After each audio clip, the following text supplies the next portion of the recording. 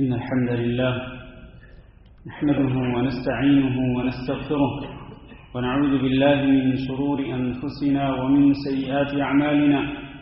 من يهده الله فلا مضل له ومن يضلل فلا هادي له وأشهد أن لا إله إلا الله وحده لا شريك له وأشهد أن محمدا عبده ورسوله اللهم صل على محمد وعلى آل محمد كما صليت على إبراهيم وعلى آل إبراهيم إنك حميد مجيد اللهم بارك على محمد وعلى آل محمد كما باركت على إبراهيم وعلى آل إبراهيم إنك حميد مجيد أما بعد فإن خير الحديث كتاب الله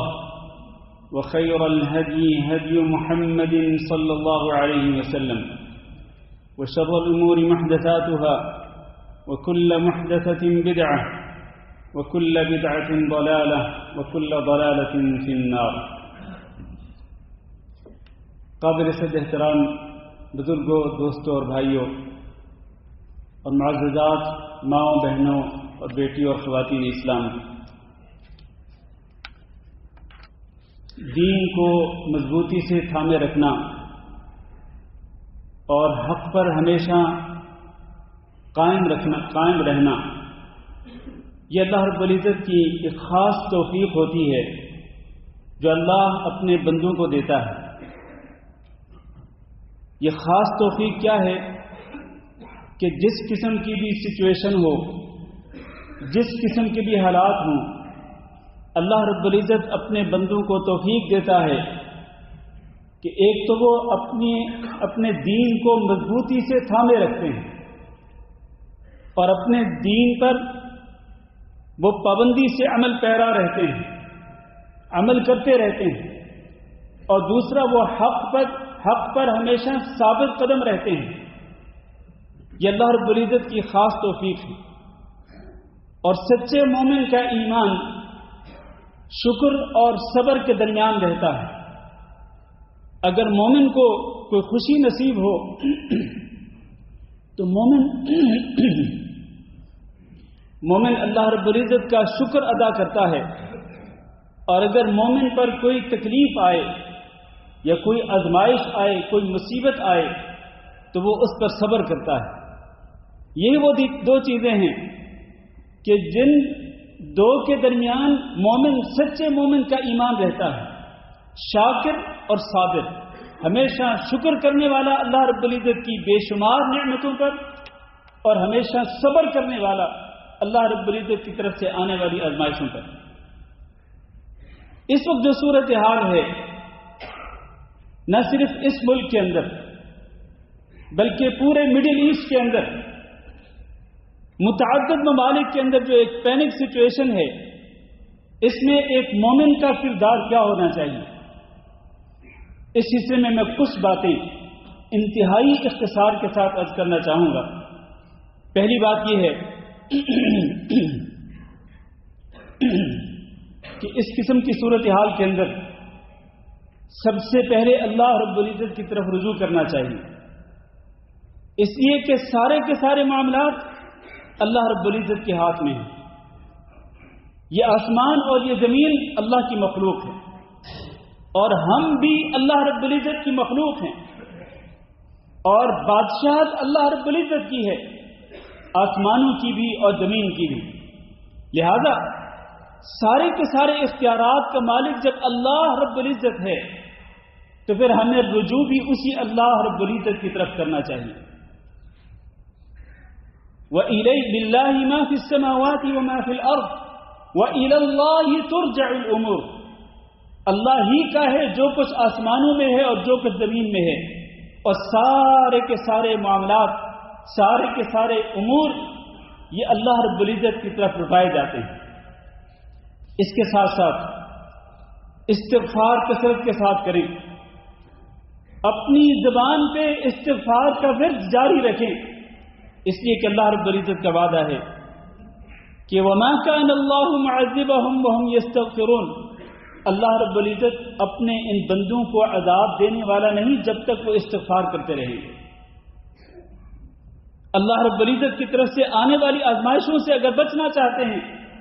تو پھر استغفار کثرت کے ساتھ کریں اور اللہ رب العزت سے دعا مانگتے رہیں، التجا کرتے رہیں اور گڑ گڑا کر اللہ رب العزت سے معافی مانگتے رہیں۔ اور یہ مہینہ رمضان کا مہینہ تو دعا کرنے کا مہینہ ہے۔ عبادت رمضان المبارک کے اندر روزوں کی شکل میں بھی ہوتی ہے، رمضان المبارک کے اندر قیام اللیل کی شکل میں بھی ہوتی ہے، اور عبادت رمضان المبارک کے اندر قرآن مجید کی تلاوت کی شکل میں بھی ہوتی ہے، اور عبادت دعا کی شکل میں بھی ہوتی ہے۔ دعا ہر عبادت کا مغز ہے، بلکہ اللہ کے نبی صلی اللہ علیہ وسلم نے فرمایا الدعاء هو العبادہ، دعا ہی اصل میں عبادت ہے، لہذا اس عبادت کا خصوصی اہتمام کریں۔ اور اللہ رب العزت کو مدد کرنے والا کہ اللہ ہی اکیلا مدد کر سکتا ہے، اللہ اکیلا مددگار ہے۔ جنگ بدر کے اندر جب اس قسم کی سچویشن تھی، حالات بڑے ہی ٹف اور مشکل تھے، تو صحابہ کرام بھی اور خود رسول اکرم صلی اللہ علیہ وسلم بھی سجدے کے اندر جا کر بار بار اللہ رب العزت کو پکار رہے تھے۔ چنانچہ اللہ رب العزت نے اپنے مومن بندوں کی مدد کے لیے 5000 فرشتے نازل کر دیے۔ لہذا یہی طرز عمل ہمیں بھی اختیار کرنا ہوگا۔ اور دوسری بات یہ کہ صرف اور صرف اللہ رب العزت پہ توکل کریں، اللہ رب العزت پہ بھروسہ کریں، اس لیے کہ اللہ رب العزت نے فرمایا ان ینصرکم اللہ فلا غالب لکم، اگر اللہ تمہاری مدد کرے گا تو تم پہ کوئی بھی غالب نہیں آ سکتا، کوئی پاور کوئی طاقت آپ پہ غالب نہیں آ سکتی اگر اللہ آپ کی مدد کرے گا۔ لیکن وَإِن يَخْذُلْكُمْ فَمَنْ ذَا الَّذِي يَنصُرُكُم مِّن بَعْدِهِ، اگر اللہ تمہارا ساتھ چھوڑ دے تو پھر بتلاؤ اللہ کے بعد پھر کون ہے تمہاری مدد کرنے والا۔ وَعَلَى اللَّهِ فَلْيَتَوَكَّلِ الْمُؤْمِنُونَ، لہذا اللہ پر ہی مومنوں کو توکل کرنا چاہیے، اور مومن کو اس بات پر یقین ہونا چاہیے کہ کوئی آزمائش کوئی مصیبت نہیں آئے گی مگر وہی جو کہ اللہ رب العزت نے لکھی ہوگی۔ لن يصيبنا الا ما كتب الله لنا هو مولانا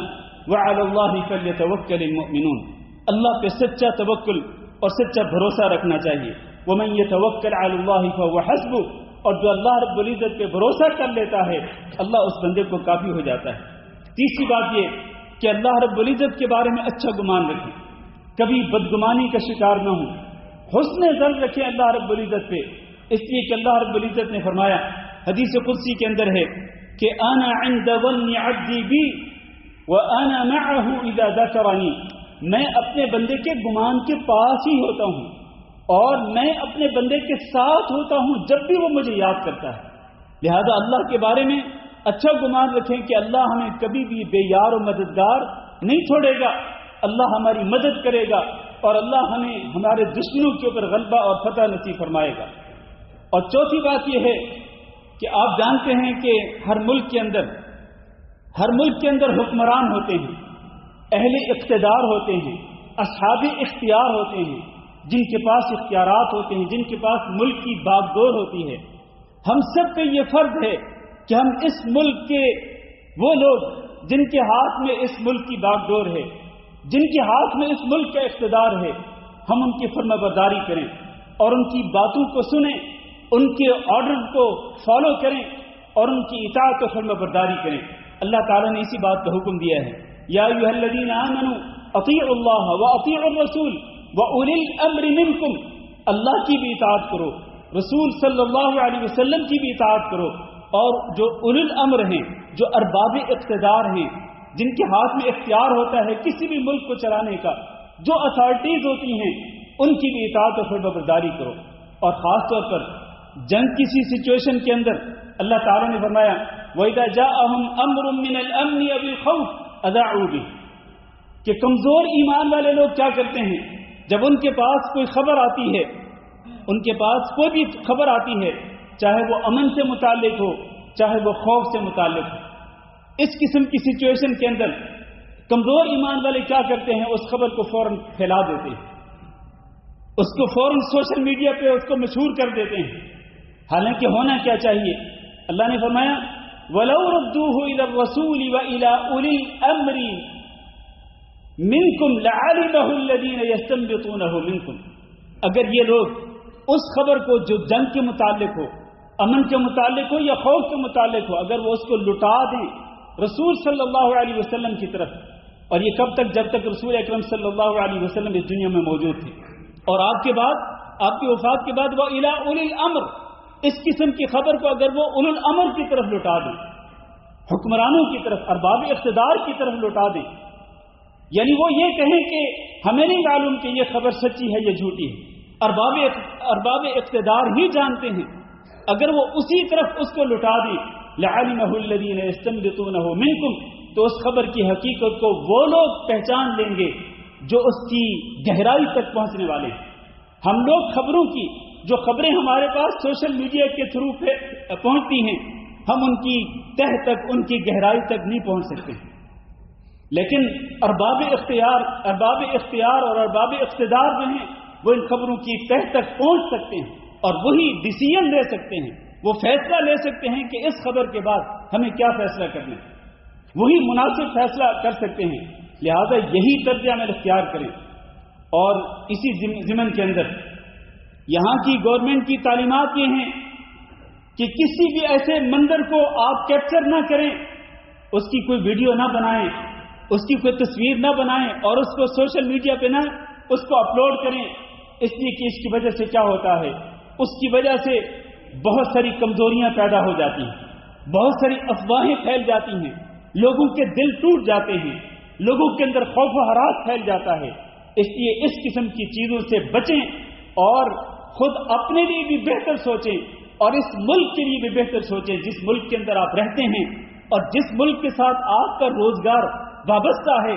آپ کا نہیں بلکہ آپ کی فیملی کا، بلکہ آپ کے پورے خاندان کا جو رزق ہے اور روزی کا جو معاملہ ہے وہ اسی ملک کے ساتھ وابستہ ہے۔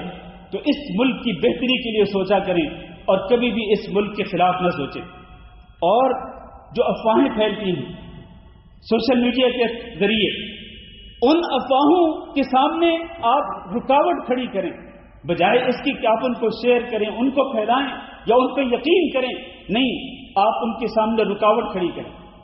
اور نہ تو خود ایسی افواہیں پھیلائیں، جھوٹی خبریں جو سوشل میڈیا کے تھرو آتی ہیں ان کو آگے پھیلانا، ان افواہوں کو آگے پھیلانا، یہ بالکل درست نہیں ہے۔ اس کی وجہ سے بھی اہل ایمان کے دلوں کے اندر کمزوری پیدا ہوتی ہے اور خوف و ہراس پھیلتا ہے۔ اور پھر یہ جو مبارک ایام ہے میرے عزیز بھائیو، میں پھر وہی بات کروں گا جو پہلے بھی کی ہے، یہ جو مبارک ایام ہیں، اپنے آپ کو ان مبارک ایام کے اندر زیادہ سے زیادہ عبادات کے اندر مشغول رکھیں۔ بھول جائیں آپ کے آس پاس کیا ہو رہا ہے، آپ کون سی آوازیں سن رہے ہیں، کون سی خبریں آپ تک پہنچ رہی ہیں۔ آپ بچنا بھی چاہتے ہیں لیکن وہ خبریں پھر بھی آپ تک پہنچ جاتی ہیں، آپ ان کو اپنے ذہن میں بھی نہ لائیں، بس اپنا دل لگی کریں، اپنا دل لگائے رکھیں۔ کن کے ساتھ؟ یہ اللہ رب العزت کی عبادات کے ساتھ، نمازیں پابندی کے ساتھ پڑھیں، فرض نمازوں کے ساتھ ساتھ نفلی عبادت بھی کریں۔ اب رات کو اگر عشاء کی نماز کے بعد مسجدوں کے اندر اگر سیکورٹی کی وجہ سے تراویح پڑھنے کی اجازت نہیں دی گئی تو کیا اس کا مطلب یہ کہ ہم تراویح چھوڑ دیں؟ اور میرے بھائیوں، تراویح کی نماز تو ہرگز نہیں چھوڑنی چاہیے۔ آپ اپنے گھروں کے اندر انفرادی طور پہ یا اپنے گھر کے اندر آپ اپنے گھر والوں کے ساتھ باجماعت بھی پڑھ سکتے ہیں۔ گھر سے کس نے منع کیا آپ کو کہ آپ گھر میں باجماعت نہیں پڑھ سکتے؟ تو تراویح کی نماز ہے، اسی طرح استغفار ہے، اسی طرح قرآن مجید کی تلاوت ہے، اور باقی جو عبادات ہیں، انہی عبادات کے اندر اپنے آپ کو مشغول رکھیں۔ اور یہ جو موبائل ہے اس سے دور رہا کریں، سوائے ضروری کاموں کے، ضرورت کے علاوہ اس موبائل سے جتنا دور رہیں گے اتنا بہتر ہوگا۔ اللہ رب العزت سب سے بہتر حفاظت کرنے والا ہے۔ اور یہ دعا کیا کریں میرے بھائیوں، صبح و شام کے اذکار میں سے ایک ذکر ہے کہ اللہم احفظنا من بین ایدینا ومن خلفنا وعن ایماننا وعن شمائلنا ومن فوقنا ونعوذ بک ان نغتال من تحتنا۔ اللہ سے یہ دعا کرتے رہا کریں کہ اللہ ہماری حفاظت فرمائے، دائیں طرف سے بھی، بائیں طرف سے بھی، سامنے سے بھی، پیچھے سے بھی، اوپر سے بھی، اور اللہ سے پناہ طلب کریں کہ کہیں آپ کے پاؤں کے نیچے سے آپ کو کوئی مصیبت آ کر اپنی گرفت میں نہ لے لے، تو اس سے بھی اللہ رب العزت کی پناہ طلب کیا کریں۔ تو یہ جو کچھ تعلیمات ہیں، کچھ ہدایات ہیں، جو اس سچویشن کے متعلق دی گئی ہیں، اللہ تعالیٰ سے دعا کرتے ہیں کہ اللہ اس ملک کی حفاظت فرمائے، اس ملک کے اہل اقتدار کی حفاظت فرمائے، اس ملک کی فوج کی حفاظت فرمائے، اس ملک کی جو سیکورٹی فورسز ہیں اللہ ان کی حفاظت فرمائے، اور اللہ رب العزت تمام مسلمانوں کی حفاظت فرمائے۔ استغفر اللہ لی ولکم ولسائر المسلمین انہ هو الغفور الرحیم۔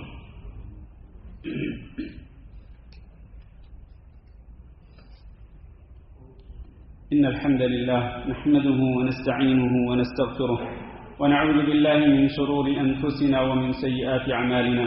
من يهده الله فلا مضل له ومن يضلل فلا هادي له، وأشهد أن لا إله إلا الله وحده لا شريك له، وأشهد أن محمدا عبده ورسوله۔